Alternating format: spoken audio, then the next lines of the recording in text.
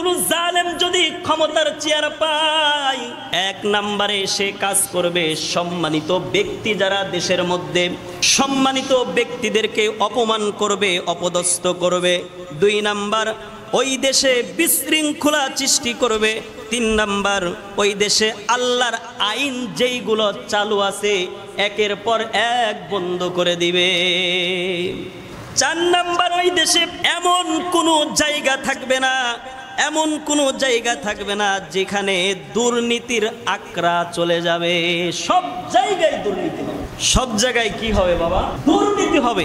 এই 4টা কাজ আল্লাহ তাআলা কোরআনের মধ্যে ঘোষণা করে দিয়েছেন। কোন জালেম যদি ক্ষমতার চেয়ার পায় তারা এই কাজগুলো করবে। আবার অপর পৃষ্ঠার মধ্যে আল্লাহ তাআলা জানায় দিচ্ছেন, কোন মুমিন বান্দা যদি, কোন আলেম যদি, কোন সম্মানিত ব্যক্তি যদি রাষ্ট্রের ক্ষমতা পায়, রাষ্ট্র চালানোর ক্ষমতা পায়, ক্ষমতায় বসে, ক্ষমতার চেয়ার পায়, ওই আলেমও ওই মুমিনও 4টা কাজের আঞ্জাম দিবে।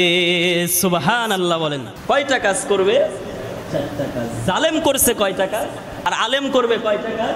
এবার প্রিয় মুআজ্জাজ মুহতারাম বাবাজিরা আমার, সূরা হজের মধ্যে আল্লাহ তাআলা এটা বলতেছেন।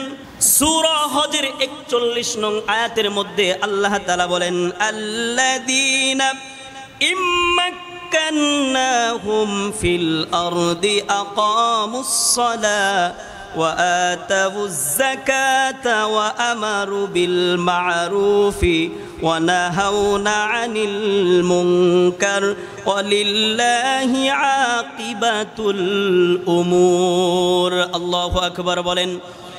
আল্লাহ তাআলা জানায় দিচ্ছেন, কোন মুমিন বান্দা যদি, কোন আলেম যদি ক্ষমতার চেয়ার পায়, ক্ষমতার চেয়ারের মধ্যে বসে, 1 নম্বরে সংসদে নামাজের আইন চালু করবে।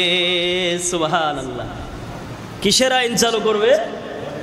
নামাজের আইন চালু করবে। 2 নম্বরে কোন আলেম যদি ক্ষমতার চেয়ার পায় তাহলে যাকাত ভিত্তিক অর্থনীতি কায়েম করবে। সুবহানাল্লাহ বলেন। 3 নম্বরে ভালো ভালো কাজ তারা আইন পাশ করে জারি করে দিবে। 4 নম্বরে অন্যায় অবৈধ যেই কাজগুলো আছে আল্লাহর আইন চালু করে দিয়ে সব অবৈধ অকর্ম বন্ধ করে দিবে। সুবহানাল্লাহ বলেন। এই 4 কাজ একজন আলেম করুক, আমরা চাই কি চাই না? জোরে বলেন, চাই কি চাই না?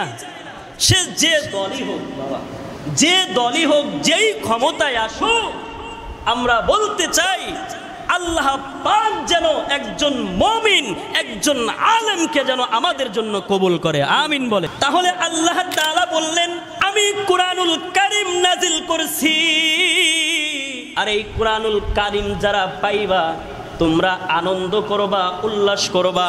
ক্ষমতা নয়, সন্তান, সুন্নতে খানকা দিয়ে নয়, যেইগুলো অস্থায়ী জিন্দেগি, এই জিন্দেগি নিয়ে আনন্দ নয়, উল্লাস নয়। যেটা চিরস্থায়ী, যেটা চিরস্থায়ী আনন্দ উল্লাস, সেইটাই আল্লাহ করতে বলেছেন। ঠিক কিনা বলেন? যেটা চিরস্থায়ী আনন্দ উল্লাস, সেইটা বলতে বলেছেন কে? জোরে বলেন, কে বলেছেন? আল্লাহ। এর জন্য প্রিয় মুআজ্জাজ মুহতারাম, আমরা আনন্দ করব একমাত্র আল্লাহর কোরআন নিয়ে। কে কে রাজি আছেন? 2 হাত তুলে আল্লাহকে দেখান। নারায়ে তাকবীর, নারায়ে রিসালাত। আল্লাহ পাক যেন এই দেশে ইসলামী আইন যেন কায়েম করে দেয়। আমিন বলেন। প্রিয় মুআজ্জাজ মুহতারাম বাবাজিরা আমার, গত কয়েকদিন পূর্বে আমি অনলাইনে দেখলাম, ইউটিউবের মধ্যে দেখলাম, একজন যুবক বলতেছেন, শেষ নবীর উম্মত হতে পেরে আমি নারাজ। নাউজুবিল্লাহ বলেন। আর জোরে বলেন না নাউজুবিল্লাহ। কি বলছে একটাবার চিন্তা করছেন? শেষ নবীর উম্মত হতে পেরে আমি নারাজ। নাউজুবিল্লাহ। আমরা যারা এখানে উপস্থিত আছি বাবা, মন থেকে বলবেন, রসুলকে মন থেকে ভালোবেসে বলবেন, আমরা শেষ নবীর উম্মত হতে পেরে খুশি না বেজার? আর জোরে বলেন, খুশি না বেজার?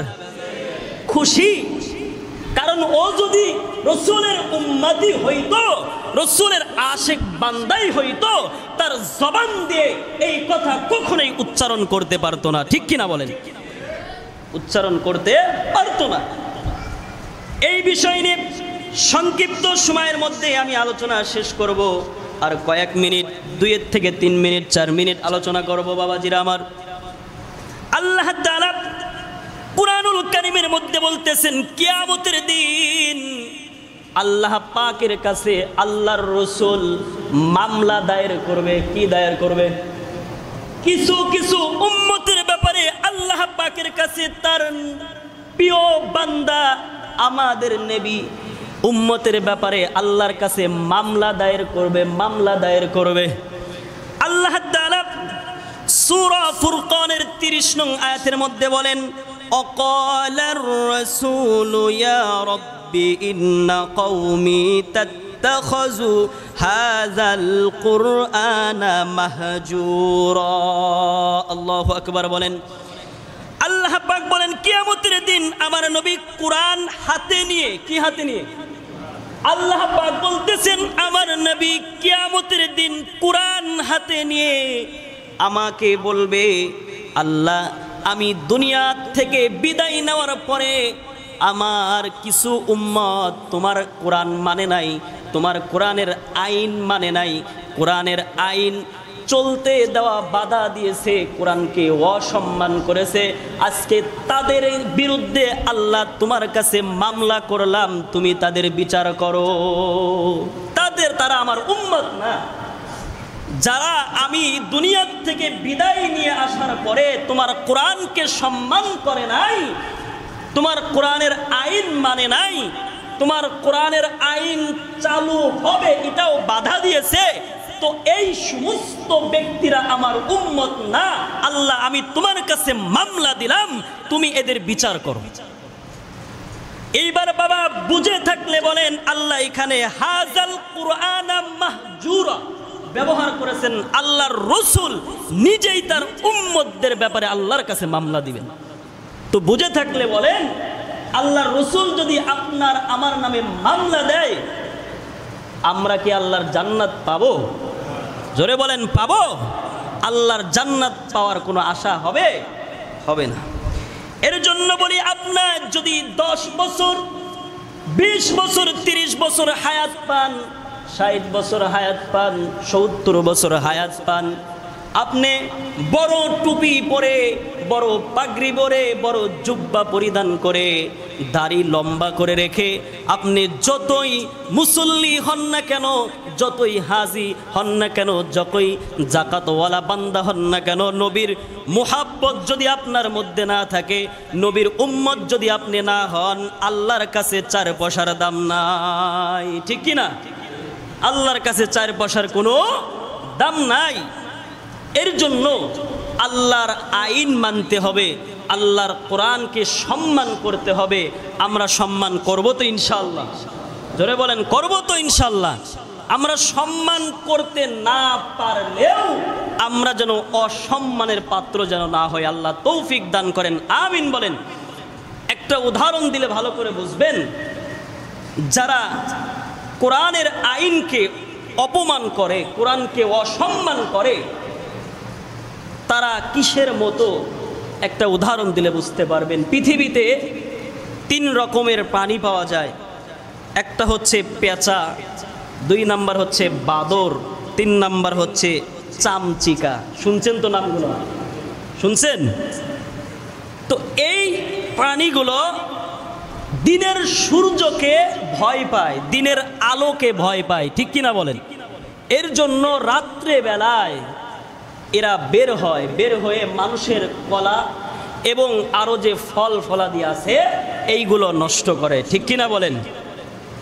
তো এরা রাতের আধারে বের হয়, রাতের আধারে বের হয়ে এরা কি করে? মানুষের জীবিকা নষ্ট করে।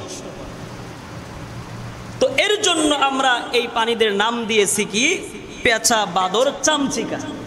তো আমি বলতে চাই, এই কোরআনের আইন যারা বন্ধ করতে চায়, এই কোরআনের সম্মান দিতে চাই না, এই কোরআনকে যারা অপমান করতে চায় ঠিক ডিজিটাল কায়দায় ওই পেঁচা আর বাদর চামচিকার মতো, ঠিক কিনা বলেন? তারা তো প্রকাশ্যে দুশমনি করে না, তারা তো ওপেনে কোরআনের অসম্মান করে না, তারা চুপে চুপে আলেমদেরকে কোরআনকে অসম্মান করে, ঠিক কিনা বলেন? তো এরা ঠিক ওই পেঁচা বাদর চামচিকার মতোই, কথা বলেন ঠিক কিনা? এর জন্য রসুলের উম্মত বলে যদি দাবি করেন তাহলে একটাই ফাইসালা, আমাদের কোরআনকে সম্মান করতে হবে, কোরআনের আইনকে বাস্তবায়ন করতে হবে, ঠিক কিনা বলেন?